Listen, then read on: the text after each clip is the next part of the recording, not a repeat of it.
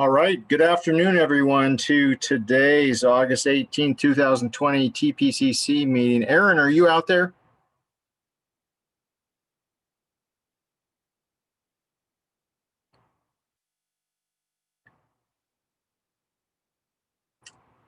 No, Aaron Wilson.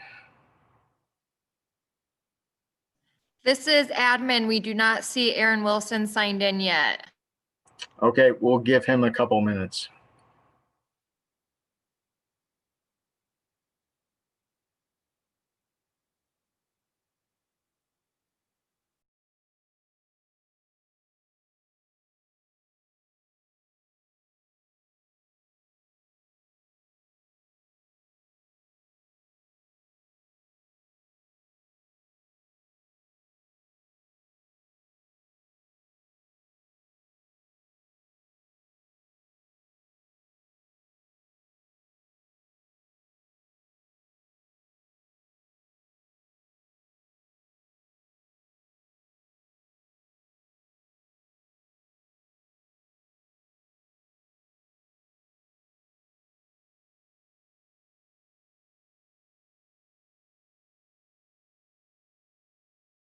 All right, Dave, this is admin again. I wanted to let you know we do have quorum, so once Aaron Wilson does log in, we can get things started.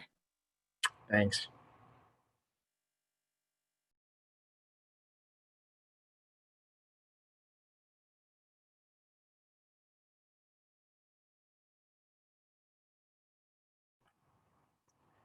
All right.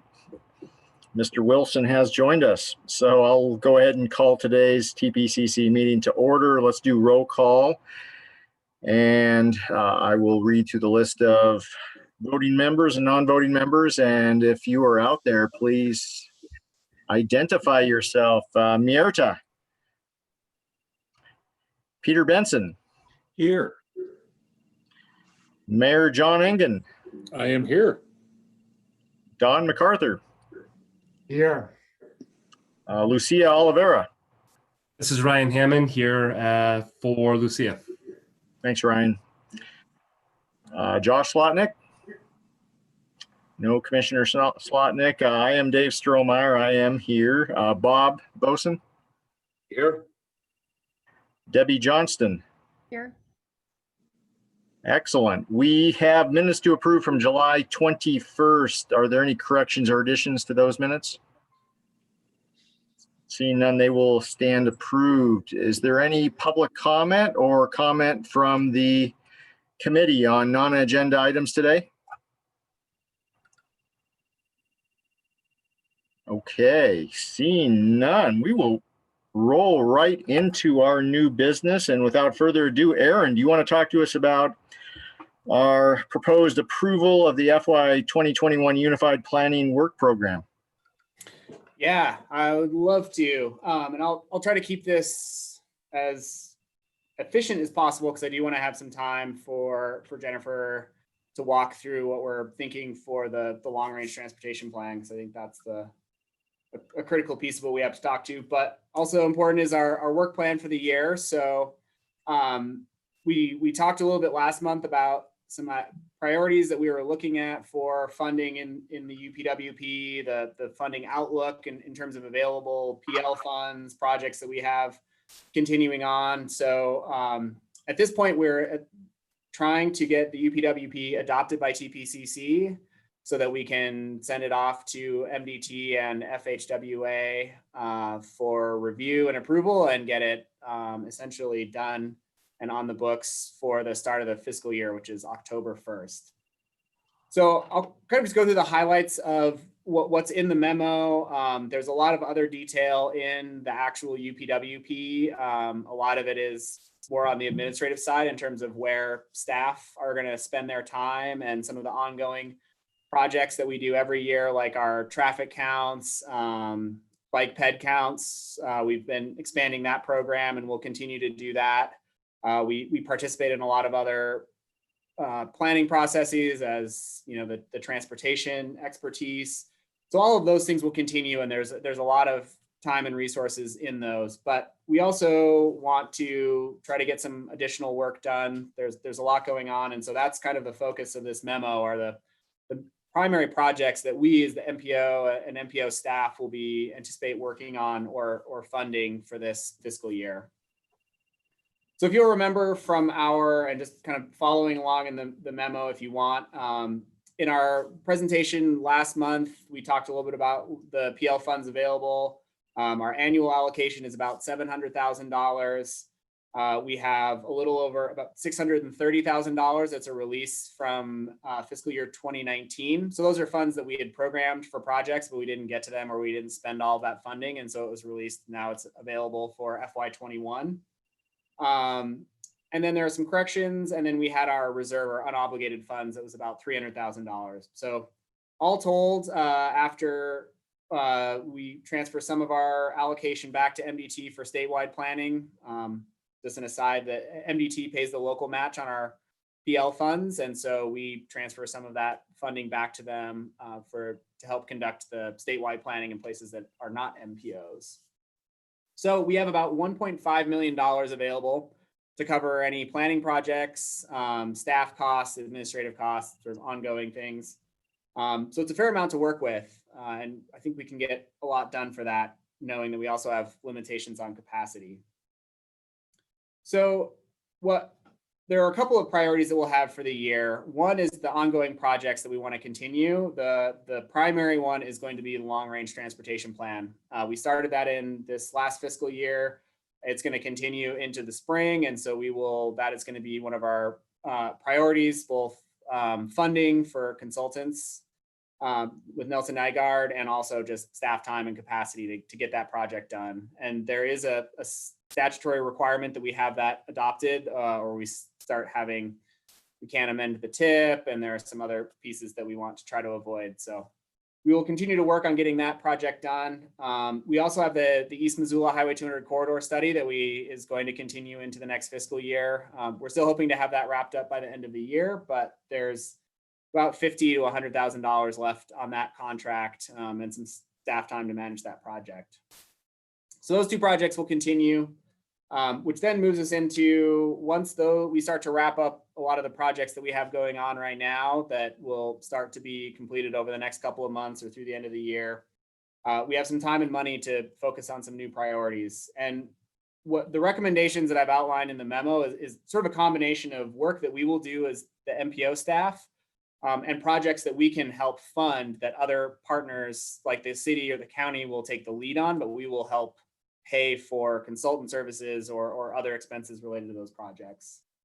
So the first priority I have in there is a Higgins Avenue corridor study. So this would be looking at the section of Higgins between Brooks and Broadway. It was identified in the downtown master plan as a priority to figure out a way to get complete, safe, and accessible multimodal facilities in that stretch. And with the imminent construction or rehabilitation of the Higgins Bridge, we're going to have really good facilities kind of in the middle of a stretch that has either no bike facilities or substandard. There's real safety issues there. And so we want to figure out a way to make that connection. And there was a recent kind of high profile bicycle crash that was pretty severe and I think incredibly traumatizing for that individual. And it has sort of catalyzed some momentum to do something about that stretch. So it feels like the appropriate time to just get that study underway and figure out what the solution is. So we'll be Aaron, $1,000 for that. And there would the city, part of the CIP request that will be going to the city council for approval tomorrow, or consideration. I guess it's not approval yet, but we're hoping to get some funding from matching funds from the city to help pay for the other half of that. So we'd have about $200,000 to do that study at the end of if all goes as proposed. Aaron? Yeah. So this is, it wouldn't be on here if this were not the case, but this is work that would not have been conducted as part of the downtown master plan update recently. Nope, the downtown master plan kind of kicked the decision-making can down the road. They had some alternatives that they recommended that we investigate, but there's a lot of work around doing the traffic modeling, looking at actual, what are the right-of-way constraints? What different kinds of configurations? Are we removing parking? Are we doing something with lane configurations? And then we have to work with MDT. Parts of that is our federal highways. And so, there's a lot of different goals and outcomes that need to be considered through that. And really the downtown master plan just said, here's some options and here's how they would benefit. And we should do something that the existing conditions today really aren't serving anyone all that well. So that's the goal, is to do that, really the work to show what's the optimal way to get facilities there and how does that function for all the different modes. Great, thanks. And also just let the record note that Mirta Becerra has now joined the meeting. Carry on. Right. So moving quickly through this list, then we have Midtown had a request from the Midtown Association to help fund a master plan for Midtown. This is the kind of plan that we often provide financial support for, and then we'll participate in the actual planning process. So it'd be similar to what we did for the downtown master plan, where we help cover the cost of the transportation related master planning elements. And there's usually some pretty strict sidebars on what we can pay for. But the request was $50,000, and I think we have the funding and we can show that as a placeholder when we actually get to when they get an RFP drafted and proposals, and we know the actual cost. We'll have a better idea of what the eligible expenses are. So we can't spend PL funds on the land use components or economic analysis or the other pieces, but we can use PL funds to help that process tie into the long range plan and other transportation planning that we've done, and then build on that. So when future long range plans, we'll have those details. And that's an area that I think there's a lot of need for making good transportation connections through there.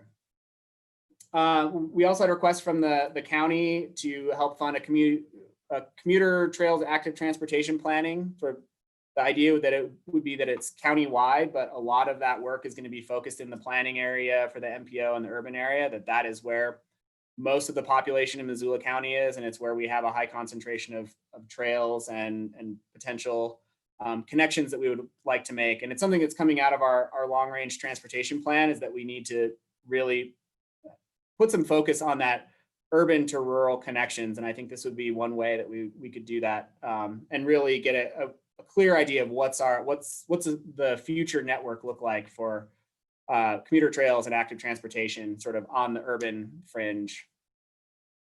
We also had a request to consider some funding for passenger rail studies. And so without any good idea of what that might cost, we have a placeholder in there of about $15,000.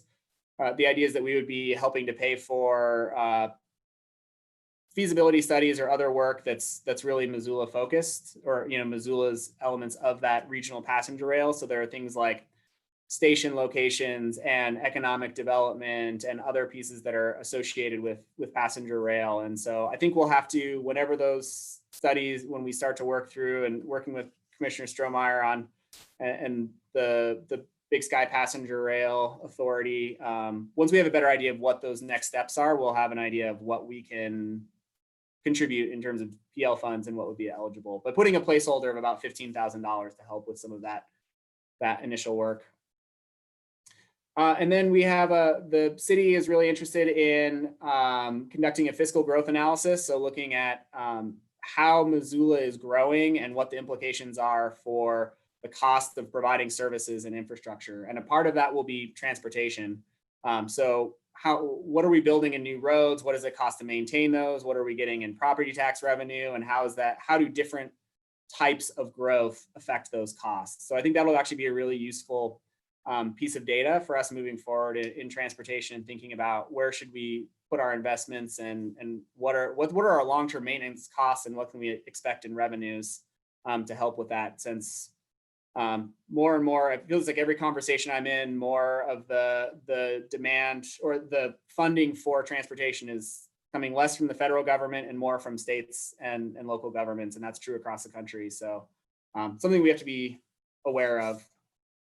And then finally, we're recommending funding a transportation options action plan. This was something that came out of preliminary recommendations, programmatic recommendations from Nelson Nygaard, that we're at an opportune time to look at how we're doing, what do you call it, transportation options or transportation demand management, and expanding more into looking at regulatory options. How can we change what we're reviewing in our regulatory environment? So thinking about comprehensive TDM measures as opposed to just doing parking, and looking at opportunities for potential districts, say the downtown or sub-districts within that, and really looking at what we're poised to do and what would work in Missoula, given the transportation system that we have in place. So I think that will be a really good study that will get us to the next, have some recommendations for how we move TDM to the next level in Missoula beyond kind of what we're doing today.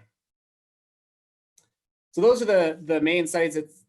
It's a lot that we have, but I think a lot of really good projects that, you know, between the city and the county and the MPO, I think we can tackle a lot of really timely projects over the next year. And a lot of these they're going to take more than a year, but at least getting these started in the coming year as we wrap up the long range transportation plan.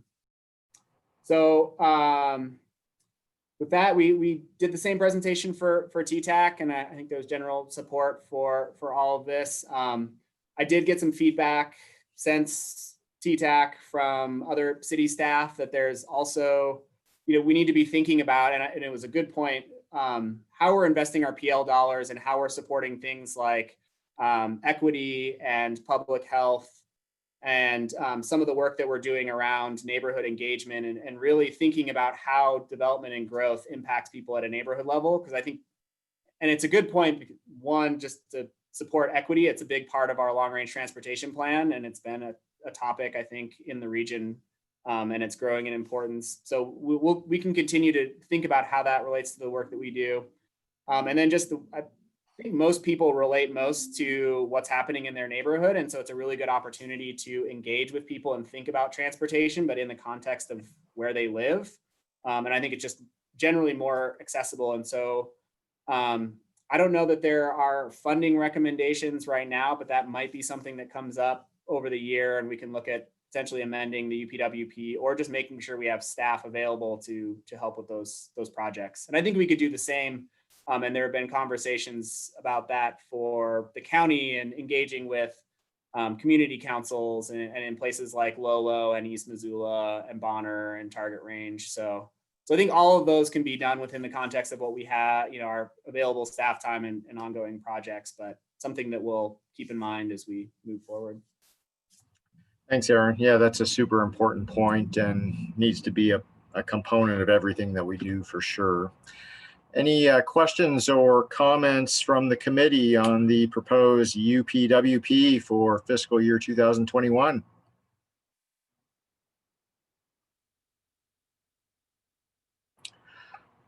Or a motion would be in order to approve it.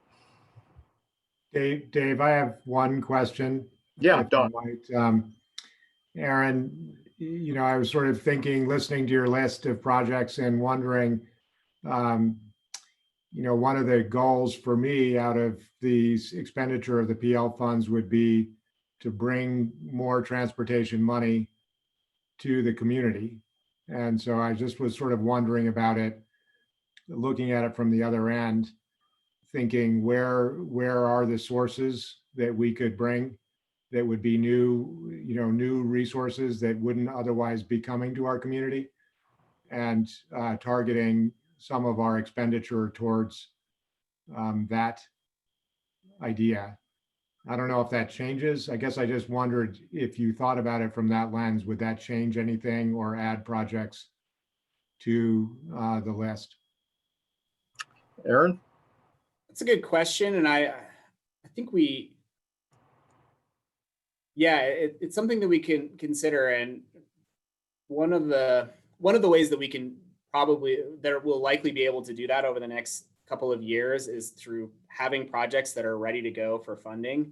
So doing things like the Higgins Avenue corridor study, that project will be much closer to be ready to fund, because we'll have a sense of like what we'll have essentially a conceptual design for that project, and we can quickly move into funding the final engineering design and construction. So if there is stimulus funding that becomes available, having those projects that are teed up and ready to go is what gets you the money. So in that sense, doing that and the commuter trail and active transportation planning will help just tee up those projects. It's sort of the same idea for the East Missoula Highway 200 project, that having that study done is going to make that project ready to go for those kinds of opportunistic funding sources. So, But Dawn, I guess just to be clear, and as I was interpreting your question, I think it's an interesting one. If I got it right in terms of on a project on our UPWP be simply kind of a development type project in terms of seeking funding, apart from any of the specific projects that surely will have a kind of once the project's done, once the plan's completed, there's going to be an array of options for potential funding streams. Is what you're getting at in terms of ought a discrete project be related to just seeking funding opportunities more generally? Or maybe not. A little of both, maybe. I think, you know, a while ago, we had an idea that there was going to be a subcommittee of this group that participated in, you know, sort of long-range visioning for transportation, with the idea that we would be queuing up queuing up the community for these opportunistic funding sources.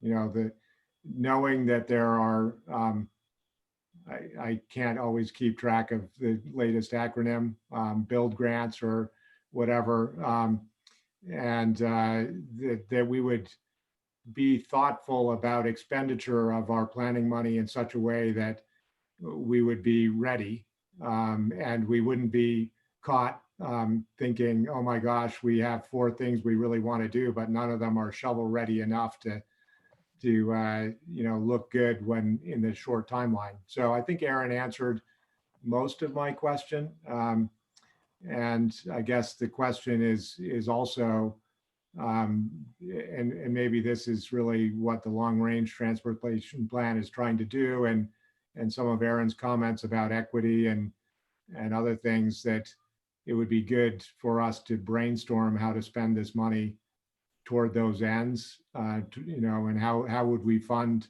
that? So I think we're doing all right things. I just wanted to sort of frame it back from this other idea of, you know, we're going to get a certain amount of money that comes to the community no matter what.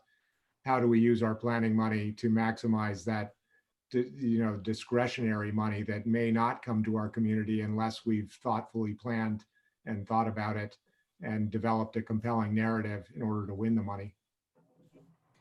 Yeah, no, it's a good point. And I think we continue to have those, or we can and should continue to have those conversations about priorities. And my hope is that through the long range plan, and it's good that we have Jennifer here on these calls because she can hear these kinds of conversations, but thinking about just the implementation side of the long range plan, that there's more than just these are the projects we can fund with the available projected dollars. And so that's, those are, I think, are pieces that we can help to address on, I guess, thinking about effective plans and how most of the really effective plans have really clear implementation guides, that these are the things, the priorities we're going to work on, and this is how we're going to get started on that. And then having some responsibility for continuing that forward. You know, like the downtown master plan is a good example where there's a committee, and that committee works really hard to start implementing all of those things that aren't just we have this money and we're going to do this project, that it's getting things to the point where you can do them, or sort of pushing projects over the finish line and being effective, with the goal of being effective. So I think that's a good point. Thanks. Mirta, you have your hand up. Yeah, I just something that I remember based on this discussion was that I think around 2017, there was some sort of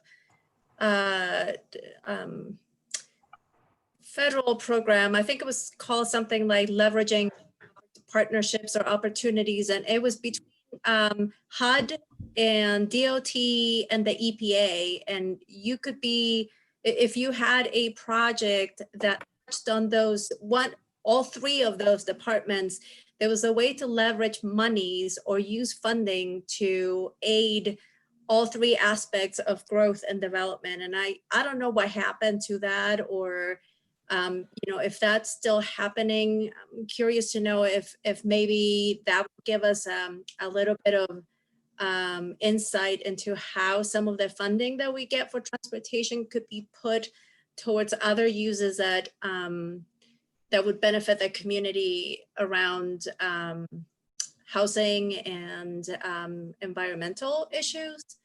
So it just, might be worth exploring a little bit whether that's still happening, or an update on that. I don't know what happened in 2017, but I remember that back then, several communities got to get some more funding or ranked higher on certain grant proposals because they were touching on those three different departments. Aaron, does that ring a bell? Yeah, no, it definitely does. And I remember, I know exactly what you're talking about. And my sense, the last time I was looking at that a couple of years ago, was that it was kind of either dying a slow death or wasn't being funded, or, there's still websites up for it, but it didn't seem like there was a lot of money coming through them. So, but what you're saying and what Don is saying, we need to be ready for those and looking at those models, because hopefully we'll continue to evolve that. And Jennifer, I don't know if you have, nodding your head like you have ideas. So. Well, I was just, so it was the HUD DOT EPA Partnership for Sustainable Communities, I think was the name of that program. And you're right, Aaron, you can still find information about it, but it has sort of died a slow death. I do really think that what you all are talking about, there's a huge opportunity with this long range plan, and with any long range plan, but the moment for this one, when we think about a new stimulus package that we know is coming, there will be more money.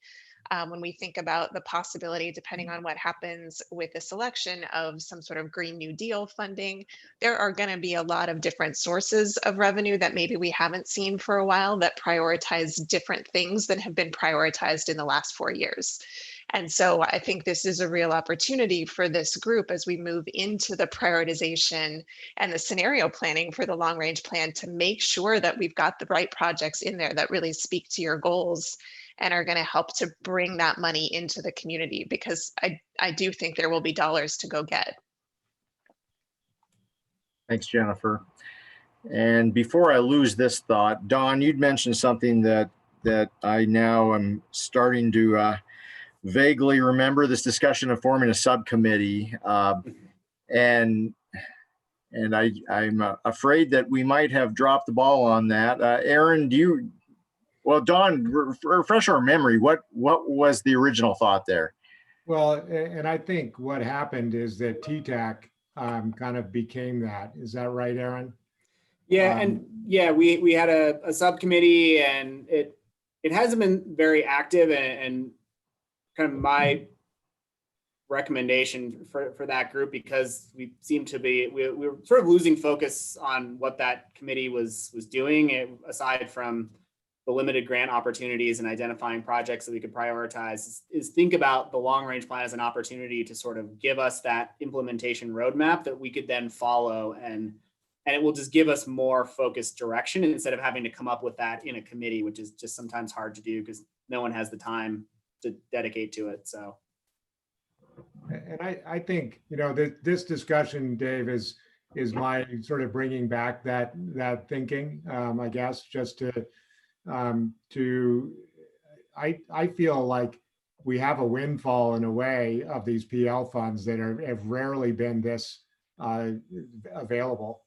And so, wanting to leverage those to the extent possible to meet the goals that Aaron and Jennifer have been laying out in the long range plan, and and really maximize the effect of those dollars, not to create plans that have no money to implement them, but the reverse, to maximize their effect by multiplying the dollars into implementable plans.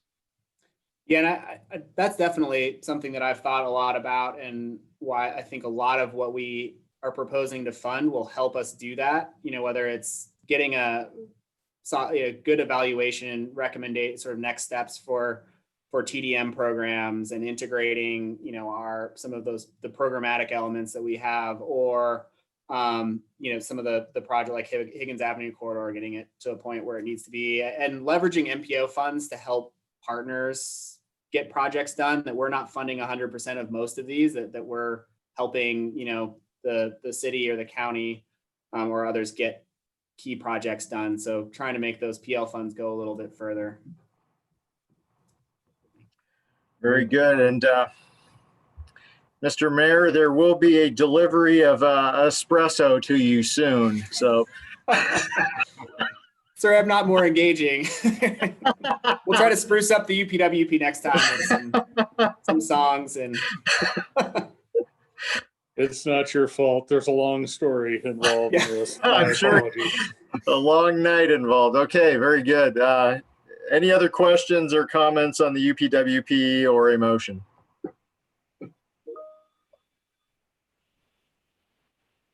Yeah. I would make the motion. Okay, is there a second? It's a hearty endorsement of Aaron's stellar presentation. I'll second. Go ahead.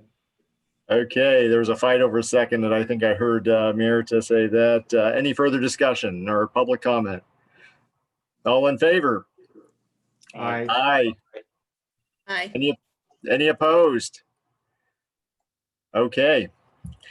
It's a done deal. Thanks, Aaron. So without further ado, we will move right into the ever scintillating topic of long-range transportation planning. And we'll let Jennifer kick this off, and or Aaron, if you want anything else, would like to add anything else. no, I think we'll see how much better of a job Jennifer does in keeping everyone engaged. I'm sure a much better job. It's a much more fascinating topic, but need some googly eyes to put on there to. Oh, this is a tough crowd today. I don't know. Go ahead, Aaron. I was just going to say, I turn it over to you, Jennifer. And like I said in previous meetings, I think we're the one upside to these Zoom virtual calls is that we get Jennifer and the Nelson Nygaard team more regularly at this. So we can do more regular work instead of trying to pack it all into, you know, once every 3 months or so. I think this is a good opportunity, and we'll, take it away. All right. Well, hi, everybody. It's great to see you all again. Happy August. It's hard to believe we are already midway through August. We are definitely coming to the point in the plan where there is a lot of content we're going to be bringing to you over the next couple of months. We, at our meeting in July, you approved the draft goals for the plan, and that led us to a point where we were ready to revise our evaluation framework. So we're bringing that back to you today for sort of hopefully a quick head nod that you agree with some of the changes that we've made. But then what we'd really like to do today is engage you in a discussion about some of the thoughts we have around how to shape scenarios. So we've just completed our call for projects, which both our technical teams participated in, our Citizens Advisory Committee, and then members of the public, and have been in the process with the MPO team of sorting through all the projects from the 2016 long range plan, and then also now going through these new ideas that have emerged, both in planning documents that have been done in the last 4 years, and then also all these ideas that came from people, and are getting ready to take the first pass at scoring those and seeing what projects rise to the top when we use our evaluation criteria tied to our goals. And then we'll start packaging those in a couple of different ways. And that's going to be what we bring back to you in September. So as we move into the fall, it is very much saying, do we have the right packages of land use and transportation improvements together to help move us forward? And then that starts to shape the implementation plan, the funding pieces, everything that you all have just been talking about in terms of how we bring dollars back to the community, how we really make those investments that are going to matter. So I'm going to start off with just a quick update on the evaluation framework piece of this, and then we'll move right into the discussion of scenarios from there. So you remember our overall evaluation process. We've got our 5 different steps. And as I mentioned, we've just finished this collecting projects and programs. We're now in the process of screening them to make sure they're appropriate for a long-range transportation plan, because not every small spot sidewalk repair needs to go in a regional long-range transportation plan. And then we'll be moving into this scoring phase. And so that again is where this first step of the geographic criteria really come into play before we start shaping different projects and programs into scenarios and then getting to recommendations later this fall. So some of the revisions that we have made to the project scoring, and this is our step 3 in the evaluation framework. And this is in your packets, one of the couple of memos we've got included. This updated version really does focus on step 3 and then also step 5. So one of the most important things that we did is make some updates to the geographic criteria to really reflect the new goals that you approved last month. And then we made a handful of other changes to ensure that all types of projects were going to be represented and have the opportunity to score well with these criteria. So we did some cleanup and are using a consistent approach to the distances that we're looking at. We really did put some extra focus on the ways that we're thinking about scoring equity. And to do that, we included low income areas, we included social determinants of health, and then also really focused in on services that people needed and added a handful of criteria to try and reflect all of those important components. We made quite a few changes to the sustainability goal with your input, and so we also added some specific criteria around climate change and around preservation of agricultural lands. And that is not that the long-range transportation plan is trying to articulate where those lands are, but really to reflect what you've done in your land use planning. And then we focused in on some opportunities to really reflect auto and freight needs, again, to ensure that this is a multimodal plan that works for all folks, no matter how they're traveling. And then again, we have heard so much from people, and specifically from our technical advisory committee and the transportation technical advisory committee, that we really have to make that connection between transportation and land use. And so we added several new criteria that focus on infill development and affordable housing to really ensure that those are knit together very well. So those are the key things that I wanted to highlight in terms of the evaluation criteria. Erin and I talked a little bit about whether we wanted to bring this to you for formal approval. And we really felt like the evaluation framework and these criteria are intended to be one tool. And we may see as we go through this first phase of scoring that we want to weight things a little bit differently, or that we need some more criteria. So we wanted to maintain that flexibility and give you the opportunity to sort of see how this evolves with us. So rather than asking for formal approval today, I think we just wanted to ask if you've got any further questions about this, or if there's anything in the evaluation framework and in these criteria that you feel we haven't been able to address just yet. So let me pause there before we go on. Thanks, Jennifer. To the committee, any comments on the criteria or the framework?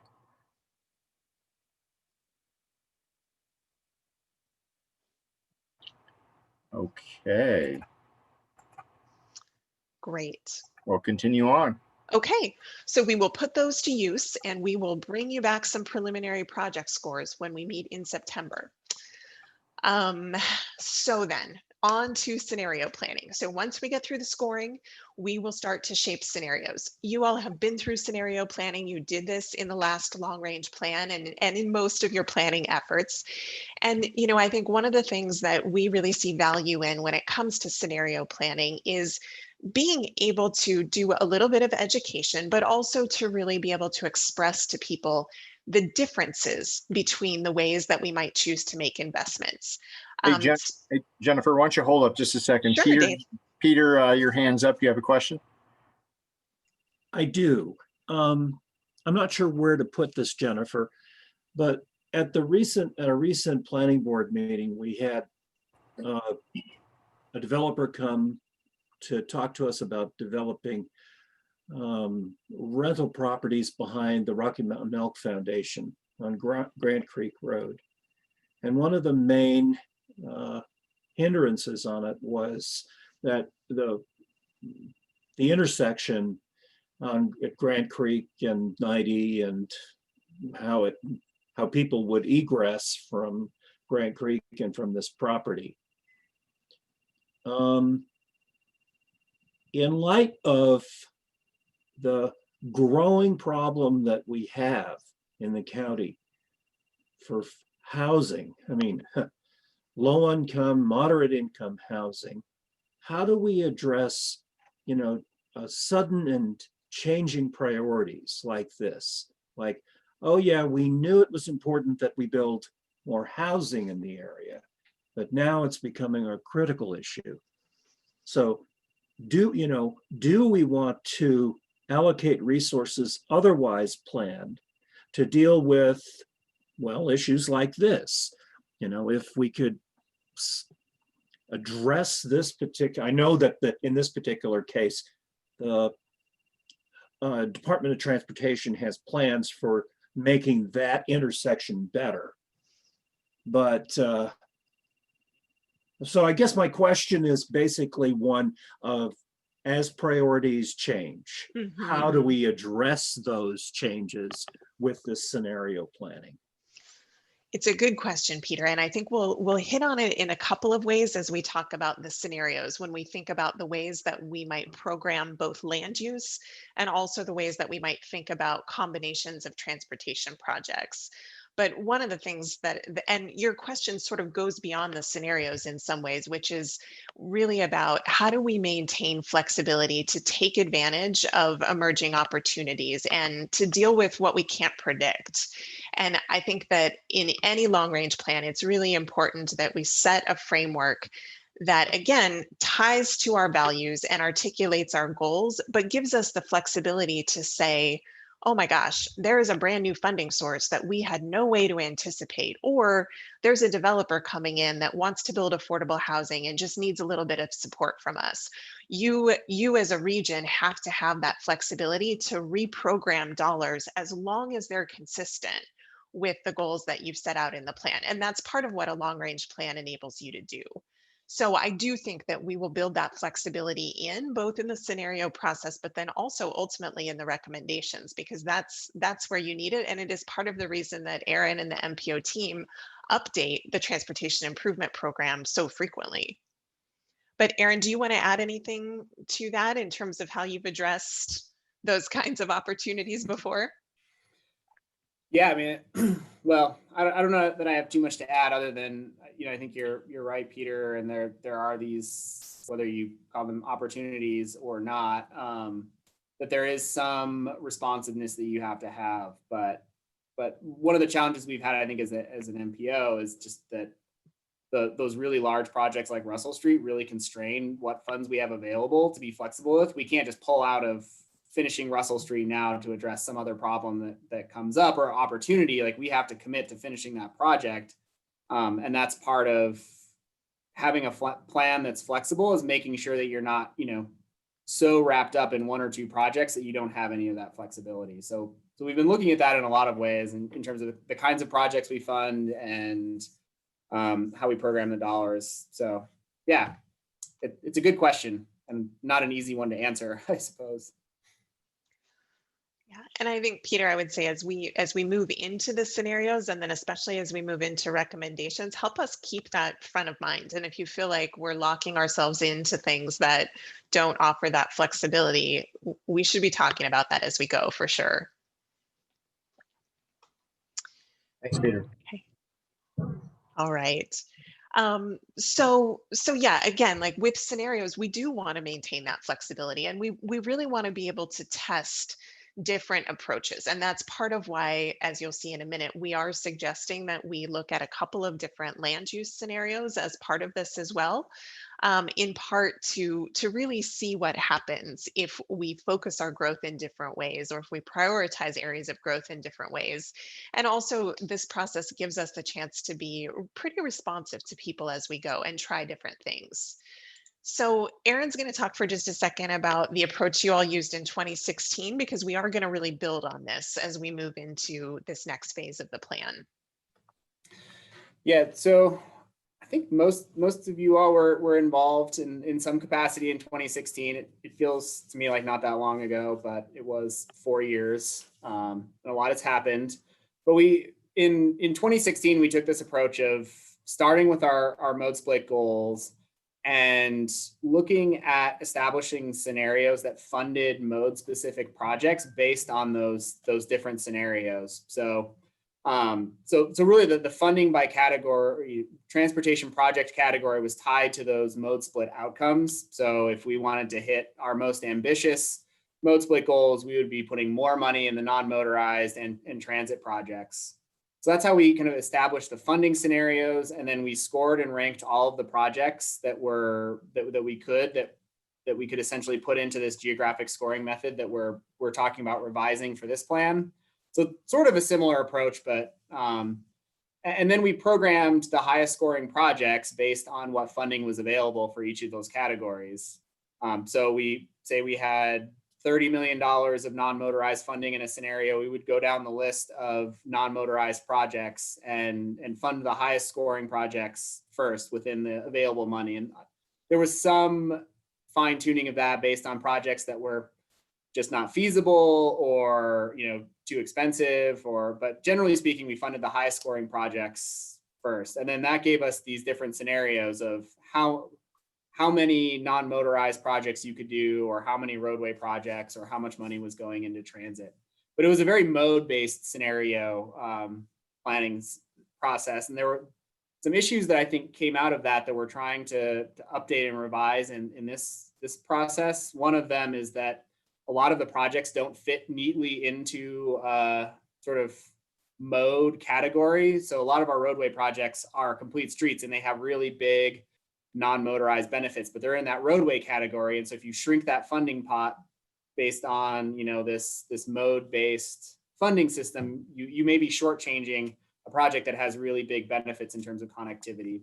So that was a challenge. It was also really hard to think about how things like safety improvements or things like ITS, the kind of efficiency systems, fit into that.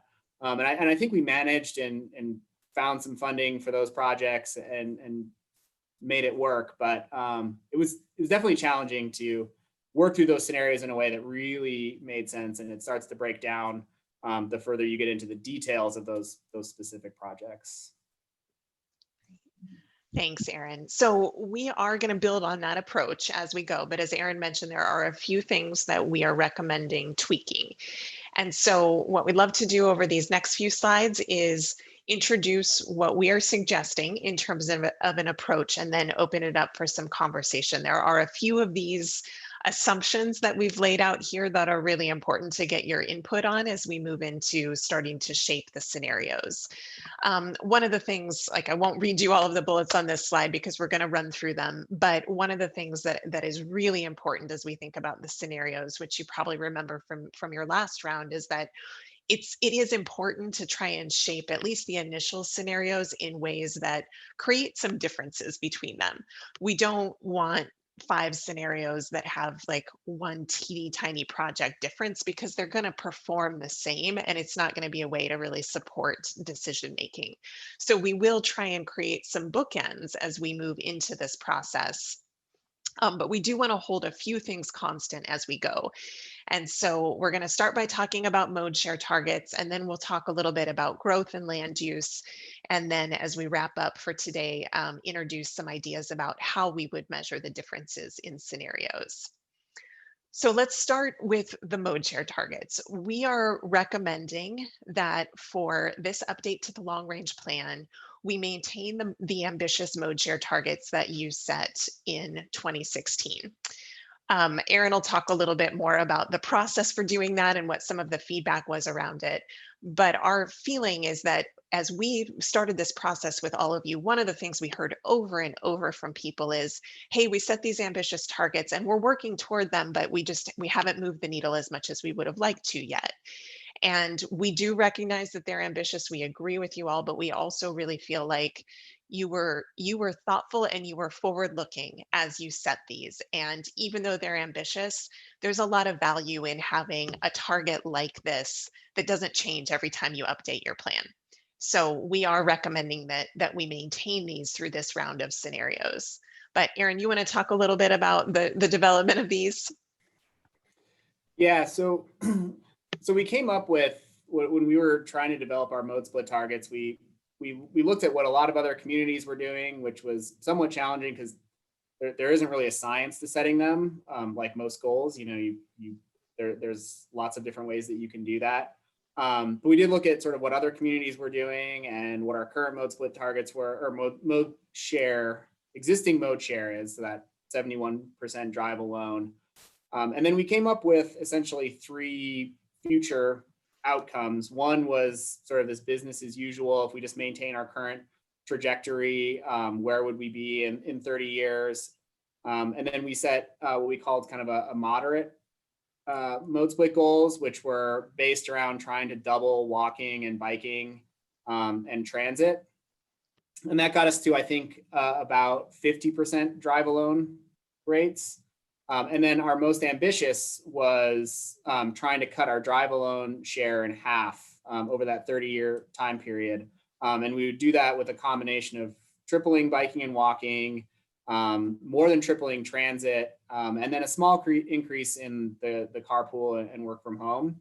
And I think that's an area where things have changed a lot lately. And there's potentially some opportunity to look at how we achieve that 50% reduction in drive alone rates. But how you distribute those trips can be different.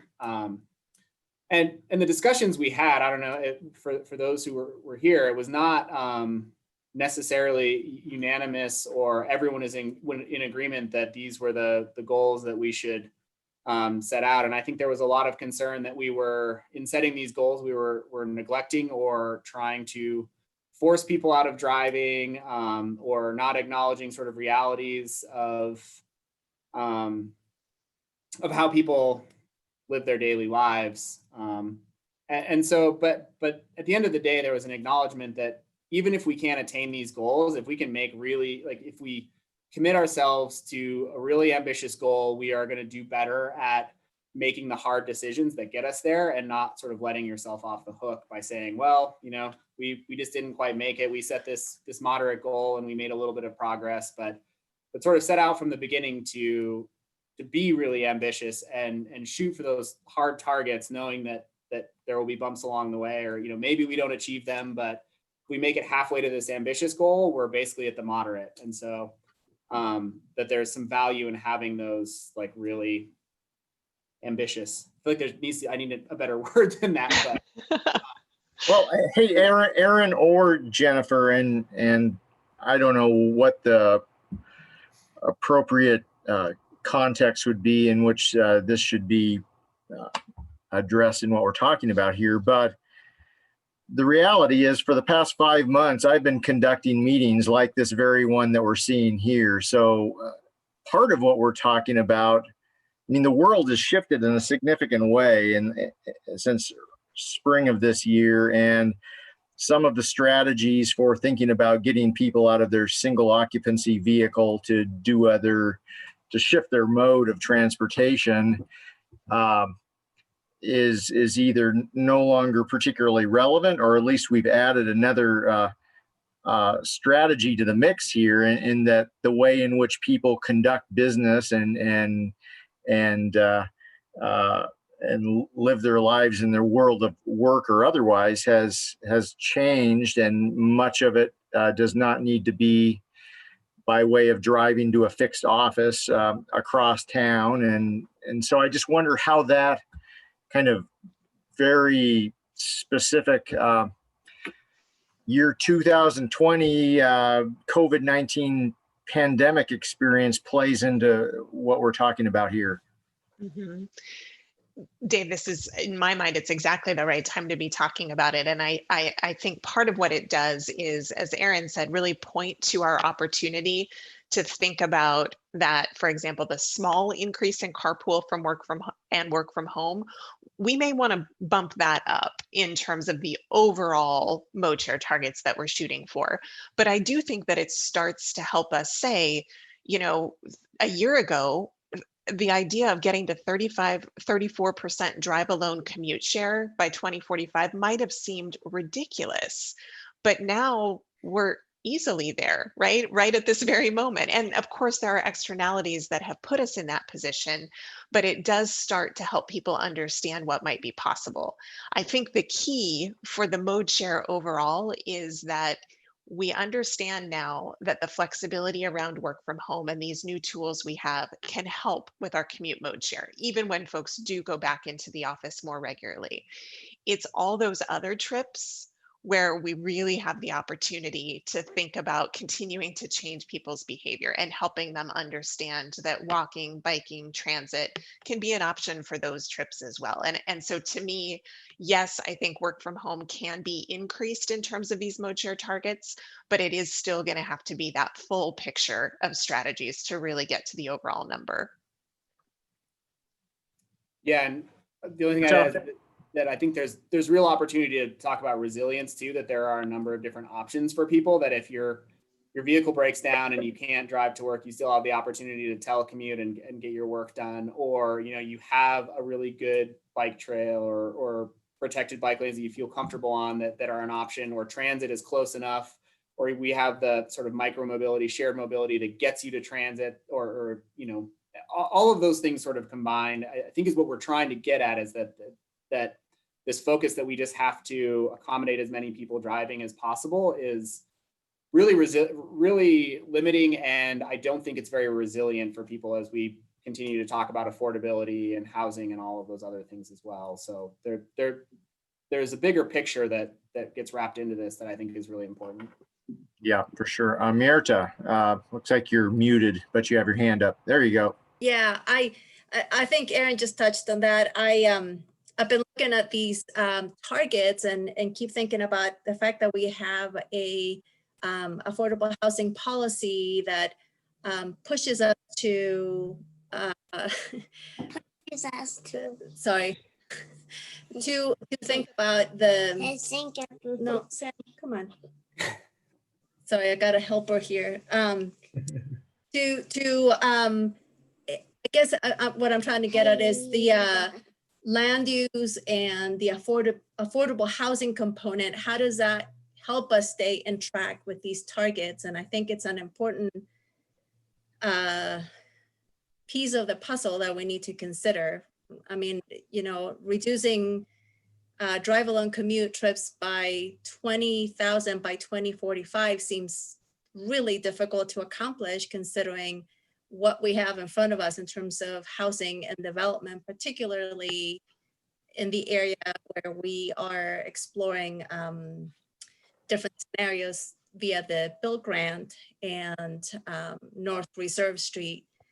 So just wondering how that is playing into our targets, keeping our targets in terms of mode share. It's a great question, and it is actually part of why we are suggesting that in this version of the long range plan, we're using two different growth scenarios. And both of the growth scenarios, we'll talk about this in a second, but both of the growth scenarios work from adopted city, county, and regional policy. But we're proposing that we develop one that really prioritizes growth first as infill development, and in some of the areas where more affordable housing might be possible, for example, as a way, as you just suggested, to be able to say, you know what, if we make some changes in terms of how we're programming and directing growth, it's going to do more in terms of our mode share. It's going to get us there faster than if we just move forward as planned. So we think there is an opportunity to do that, but it can't be done with transportation alone. It does have to be that land use and transportation connection. So we're going to try and test it and see if that plays out. Thanks. Peter? you may have answered my question, Jennifer, but just following up on Mirta's question and comments, you know, if we look at our land use as infill versus, you know, a development out on Mullen Road and then one out in East Missoula and then one out, you know, in the South Hills, we're looking at transportation issues that are very different. You can't bike from Mullen Road to this, you know, the South Hills. But you can if you're in, you know, on Higgins and Beckwith, you can bike to work. So yeah, I recognize the difficulty of addressing these issues in long-term plans, but I'm concerned that we're going to end up with housing developments that are quite a ways away from city center and from work. Mhm. And that the answers that we find in transportation solutions, for one, do not fit the bill for the other. Mhm. That's exactly right, Peter. And I think what we'll see when we shape those couple of different growth scenarios is that one is going to require almost different types of projects than the other one does, because when you're further afield, you're exactly right. There are some folks who are going to be able to make a longer bike trip, but not everybody. And so it really is the way that we shape those growth scenarios is also going to shape the transportation network scenarios that we're able to test. So I think you're exactly right about that. And I guess just another example, Aaron and I met earlier today with a prospective business that is looking at the build grant area, the airport area for locating their facilities, and they could perhaps be a fairly significant employer. So I think part of the key would be, as the master planning comes together for the Mullen area, the build grant area, to the extent that there is opportunity for both commercial development and residential development, such that a commercial enterprise like what we're talking could locate there, and their employees might be able to live in proximity to that place of business, such that people aren't having to figure out ways to commute a sometimes wasteland of transportation options to get from the east side of our community out to Highway 10 and the Mullen Road area. So carry on, Jennifer. Okay, so I guess before we leave the mode share, it feels from some of your questions and comments that we agree that these are ambitious, but I'm not hearing huge opposition to maintaining them, as long as we're also thinking about the land use components that are going to be required to get there. Is that fair? Okay. Seeing some head nods at least. Yeah, I think it's fair. We got the thumbs up from Peter. So. Okay. All right, great. So we've talked a little bit about the growth scenarios and how we want to approach it this time around. And, you know, we have seen that in the Missoula region, growth has been pretty steady over the last decade plus, and it's about 1.5% a year. And so what we're recommending is that we use that same percentage. We recognize that it's possible that growth will happen more rapidly. Part of what that means is that we'll simply hit our targets earlier than 2050. But that's not, you know, when we're talking about a 30-year plan, that it still seems reasonable to use a growth rate that has kind of proven out over a decent period of time. And so, as I mentioned, we are going to look at, or we're proposing to look at, 2 different scenarios for how we direct that growth. And Aaron and the team and our team, we've met with the county land use planners, we've met with the city land use planners, and are going to work with them to help shape this strategic growth scenario.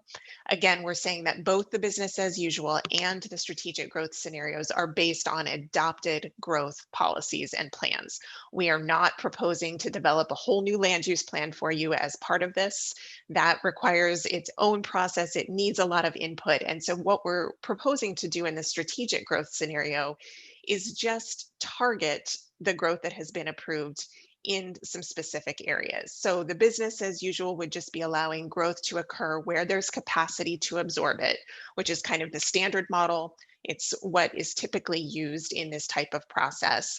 Whereas the strategic growth is saying, you know, we're going to focus the growth first in certain areas. Same overall amount of growth, but targeting infill development, targeting redevelopment areas, and some of the other core areas where we know there is real opportunity and where we know there's transportation infrastructure to support that growth.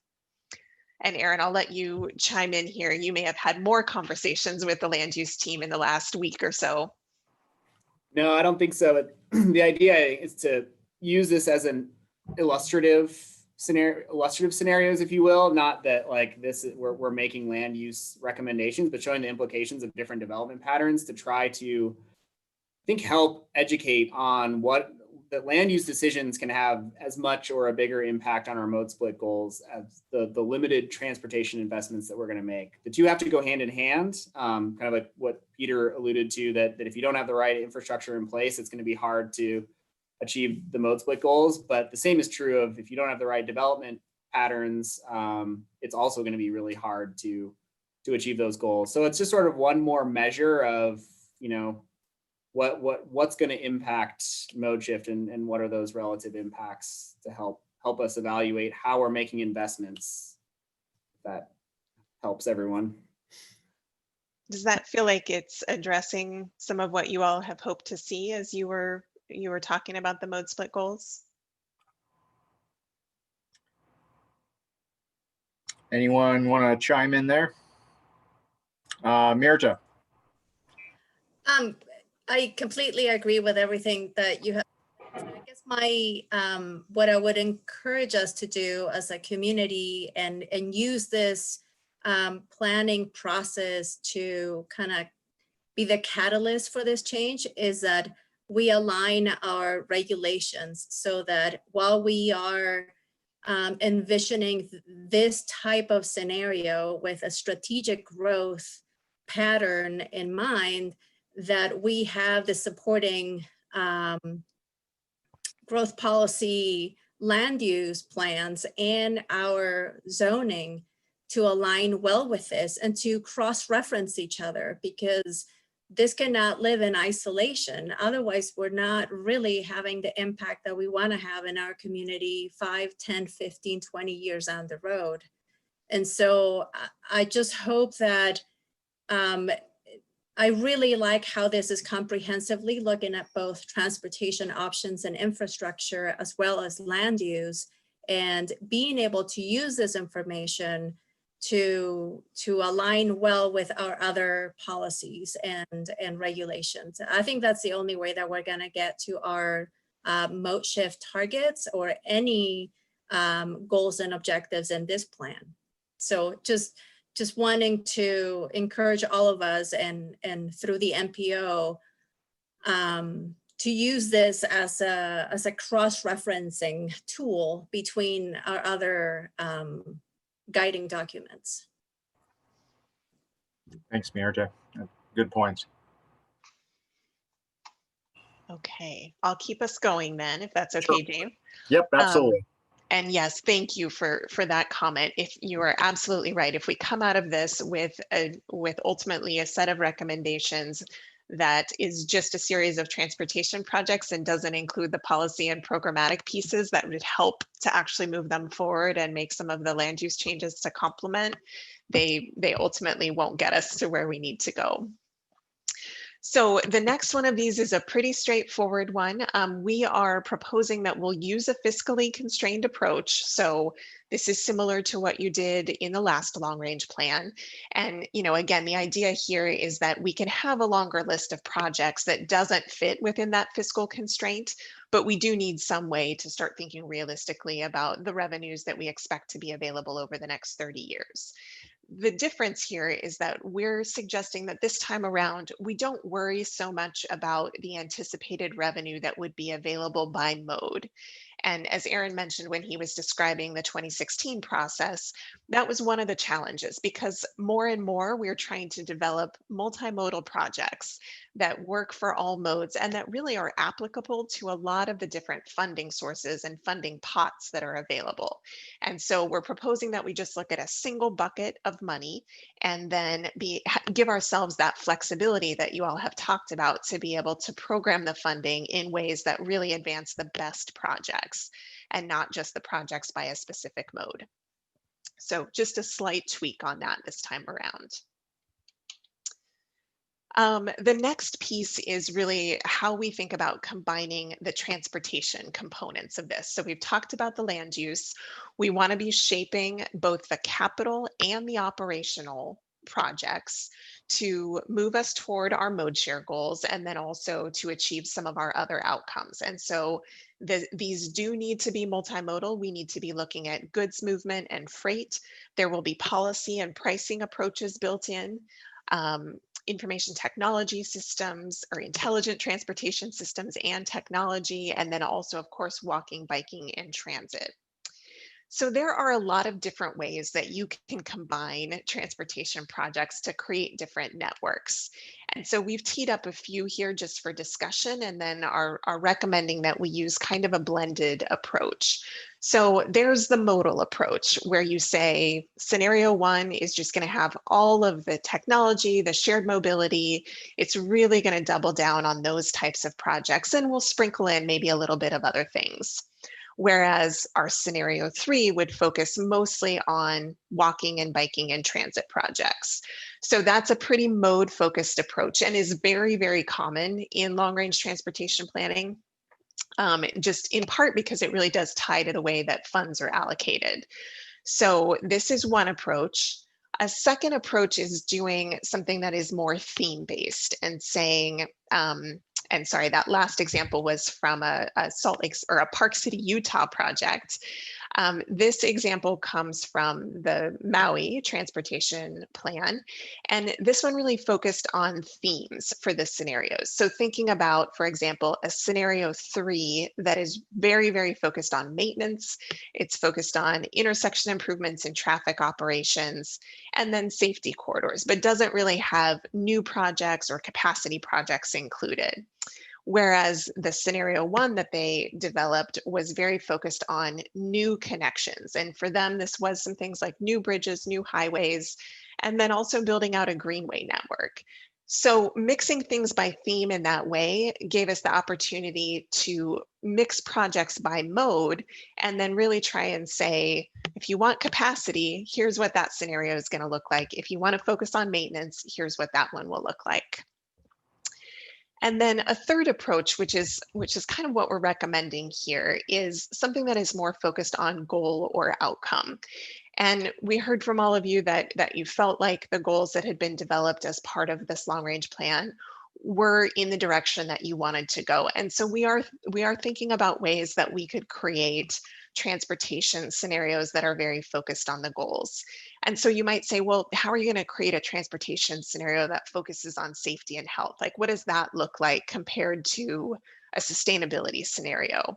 And we haven't developed these yet, but part of what we're thinking about is that, maybe a safety scenario really puts a heavy emphasis on active transportation projects, and especially those that provide separation between modes.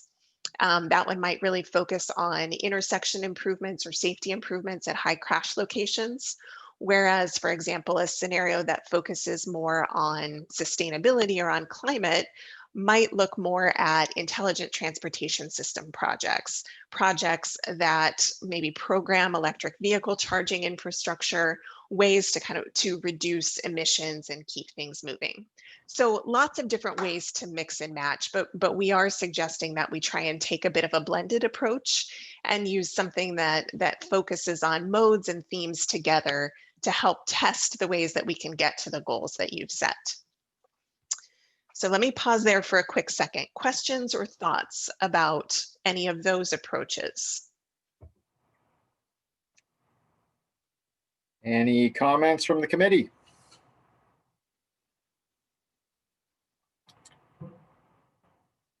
I think that's enthusiastic agreement, Jennifer. All right, great. Well, I will wrap us up with the easy ones for today then. We're proposing that we hold external factors besides land use and transportation constant. And what we mean by that is we know that conditions are going to change, and we will factor in as much as we know about emerging technologies, about autonomous vehicles, whatever we can, but we do want to be careful about not mixing in a lot of economic changes beyond what we know right now, because we just clearly we can't predict everything that will happen in the next 30 years.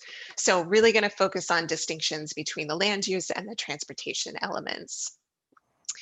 And then one of the things that we're starting to work through, and we'll bring this back to you for a lot more discussion in September, is starting to think about the metrics that we want to use. So when we come to you and we say, well, these are the scenarios, here's how they performed across all of these different metrics. We want to be able to talk about what we expect to see in terms of a decrease in crashes. We want to be able to talk about changes in vehicle miles traveled, in the mode share, to think a little bit about reliability across the system. And a lot of these things we get from the regional travel demand model, which is a great tool. Some of the other things we'll want to layer on include thinking specifically about who is impacted or benefited by the scenarios. So looking specifically at affordability, looking at communities of color and accessibility, and thinking really about the ways that scenarios increase access or increase accessibility for different groups as well. So some of that we do outside of the model, but this is just a handful of the metrics that we are starting to think about to be able to talk about the ways that the scenarios perform. So our next steps, we are in the process of scheduling meetings with our technical advisory committee and the citizens advisory committee in September, and continuing to work with our land use partners to define that strategic growth scenario. And then, as I mentioned, we will start scoring all of the projects that have come. And so in September, we'll bring that back to you. We'll bring you scored projects and some ideas about how we would shape those into scenarios for your input. So that is what's coming next. Any other questions about that scenario approach? Anything that you didn't see represented here? We'll open it up to the committee. Anything that you'd like to add or reinforce? Dave. Yeah.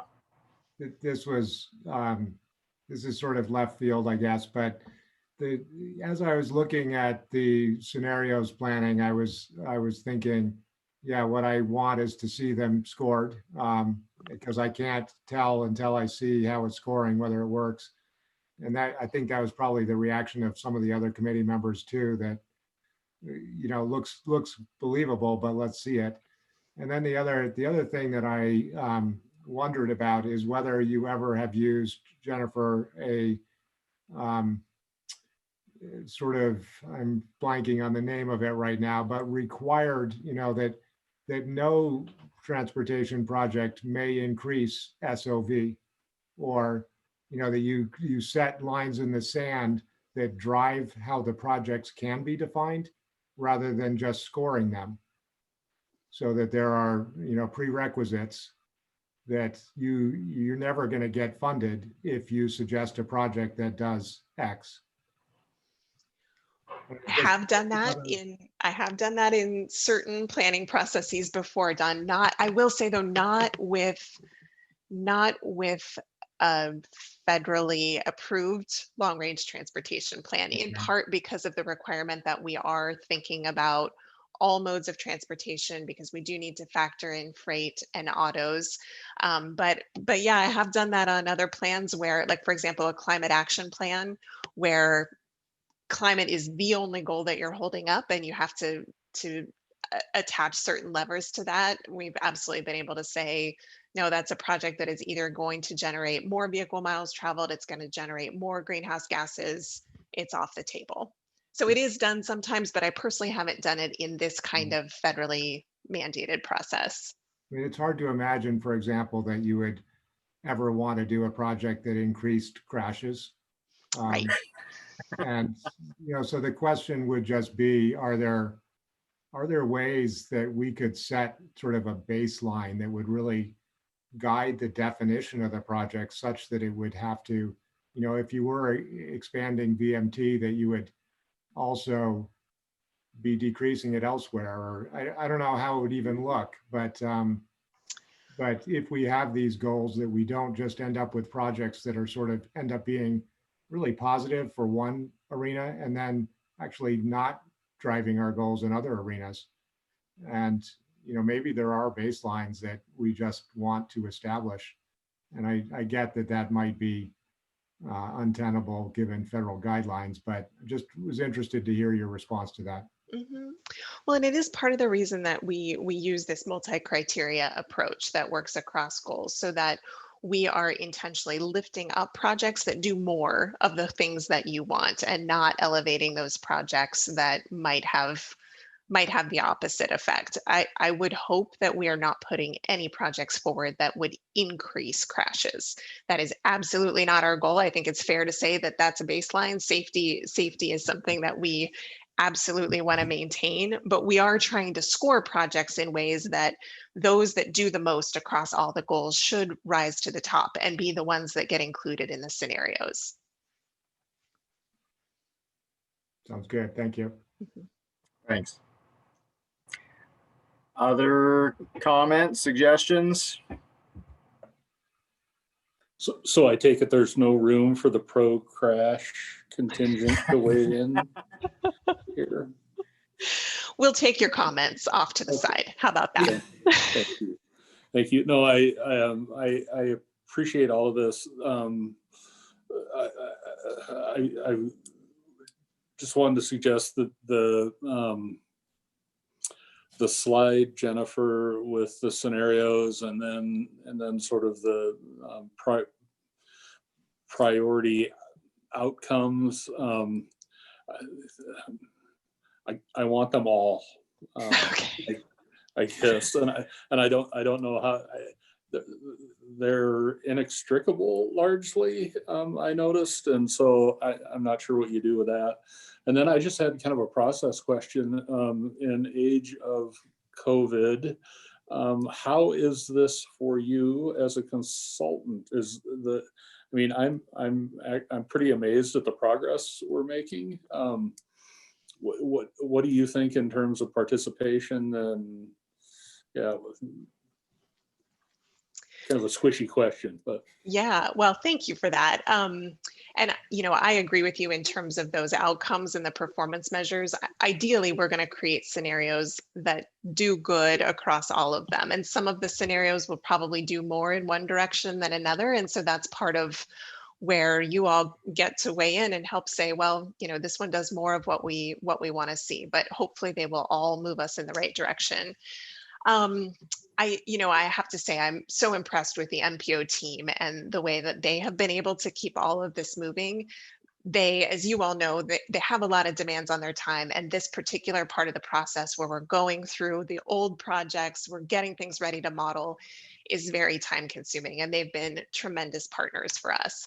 I think the piece that, if anything worries me about this, I think the piece that is worrisome, and Aaron and I have talked about this, is as we head into the scenarios, you all know, like this is meaty, it's technical, it's hard to get your arms around what it is. And it's challenging to think about how we're going to effectively engage people and have a real conversation about these without exhausting everybody with Zoom calls and, trying to read a bunch of documents. So we're trying to get really creative and thinking about ways that not only can we create non-digital materials, but, just really simplify and explain the differences for people so that they can start to weigh in and make choices. But I think that is probably the hardest part as we move into this last phase of the plan. oh, that's great. That's good to know. And the power of our planning documents is, in my experience, is that they are not created in a vacuum. And so, yeah, well, to the degree that any of us can be helpful, let us know. Great, thank you. Yeah, I think, just to add to that, if there are any opportunities that you see or particular ways to reach out to the public that seem, from your perspective, to be working really well, passing those along. Because I think we're always looking for that way to be a little bit more creative, or if there is something already going on where we can tap into that and sort of reach people where they're already engaging. I think that is helpful.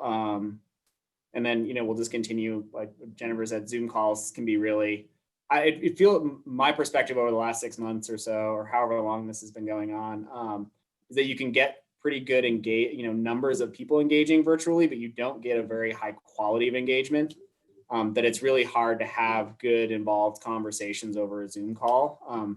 This one maybe being an exception with all of you. This is. Would you not agree, Mr. Mayor? Excitement is the word that comes to mind with Zoom. Yes. I would like to be more embarrassed than I am right now, and I don't embarrass easily. I can tell you. Yes. No. It's scintillating. Yeah. But no, and I just mean that we've done other outreach for other projects where we've engaged through via Zoom and virtually, and it just I think across the board, even if you have 100 people show up, the ability for those people to engage in quality conversation and feedback is just really limited. People just don't. It's too easy to do other things, or to be talked over, or just it takes longer because you're waiting for to see who's talking or calling. Just all of those challenges that you can't have that informal. Having 10 different conversations going at once in a Zoom call, it just doesn't work. I think there are ways to structure them to work that way a little bit, but it's a real challenge. So we'll keep working on it. I think you can turn the scenarios into a Netflix documentary and offer everyone for their comments a Big Dipper ice cream or a beer in exchange. You'll get tons. The feds won't let us spend federal dollars on ice cream rewards. So can we rename the process Tiger Transportation? Right. What if it's asphalt flavored ice cream? Maybe that would count. I don't know. Yeah. No, that would still be ineligible. I can confirm. Okay. Geez. I'd like to make a more serious comment in a way that I think, what Jennifer was saying is exactly right, that it's so difficult to get your arms around the complexity of any of these decisions. And, I think what we are doing, part of what we are doing with the long range planning process is to demonstrate to the community that we are hearing the goals accurately, we're describing them accurately, we're developing a process that filters fairly, reliably to get to those goals, and that this whole thing is sort of engineered towards the folks who really can understand all the nuance, picking the projects that meet the community goals. So I think that, at times I get tired with doing these plans, but that's part of the process of it, is just to develop confidence and trust and a belief that the complexity is being adequately understood by those who are making decisions. Absolutely. Well, thanks, Jennifer. We look forward to moving into the next phase here.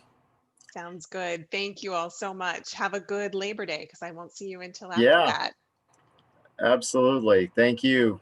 Well, we have no old business today. As far as announcements go, one thing that I would mention that I think I had mentioned previously, on September 17th, and I'm not sure if that is before or after our next meeting, but in any event, it's probably right in that ballpark. On September 17th, we will be Missoula County with other partners. We'll be hosting the Montana Passenger Rail Summit.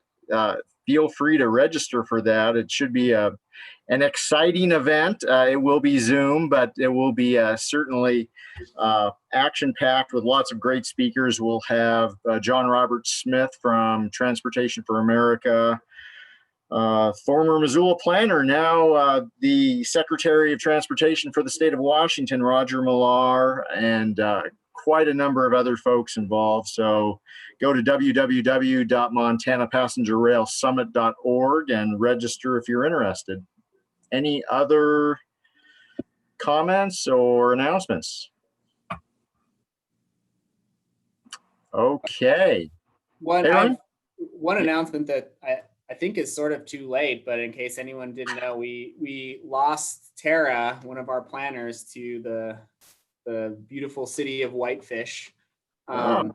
So her last day was on Friday, and so she couldn't be here to say goodbye. I think it's the downside to hiring a planner from Whitefish to work in Missoula opened up an opportunity for Tara to take a planning job in White. So we're just sort of circulating planners. So, but it's a good opportunity for her. But yeah, so we will be recruiting for a new transportation planner here over the next 3 or 4 weeks, and we'll try to get somebody on board and introduce them when we have them.